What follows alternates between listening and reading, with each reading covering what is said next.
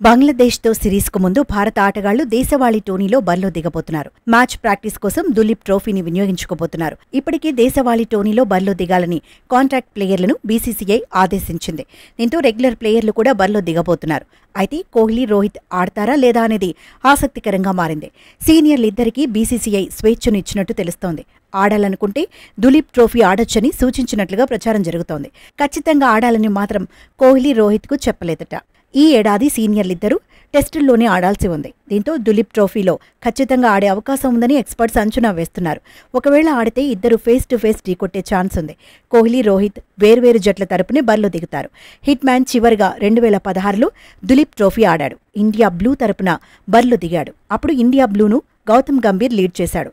India రెడ్తో మ్యాచ్లో Rohit number 4గా బరిలో దిగాడు. తొలి ఇన్నింగ్స్లో 57 బంతుల్లో 30 పరుగులు సాధించాడు. రెండో ఇన్నింగ్స్లో 75 బంతుల్లో 32 పరుగులు కొట్టాడు.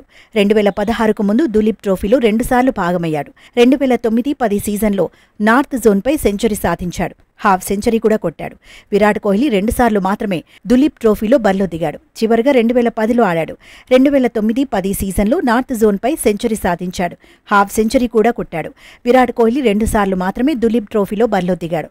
2009-10 సీజన్లో నార్త్ జోన్కు కెప్టెన్గా ఉన్నాడు. అప్పుడే వెస్ట్ జోన్పై హాఫ్ సెంచరీ సాధించాడు. 2008-9లోనూ విరాట్ జట్టులో ఉన్నాడు. కాకపోతే తుది జట్టులో స్థానం దక్కించుకోలేకపోయాడు. దులీప్ ట్రోఫీలో రోహిత్ శర్మ, విరాట్ కోహ్లీ ఒక్కసారి ఫేస్ టు ఫేస్ ఎదురుపడ్డారు. 2009-10 సీజన్లోనే సెమీస్లో తలపడ్డారు. నార్త్ జోన్ జట్టులో విరాట్ కోహ్లీ, వెస్ట్ జోన్ జట్టులో రోహిత్ శర్మ ఉన్నారు. నార్త్ జోన్ జట్టుకు కోహ్లీనే కెప్టెన్. ఆ మ్యాచ్లో రోహిత్ అద్భుతంగా రాణించాడు.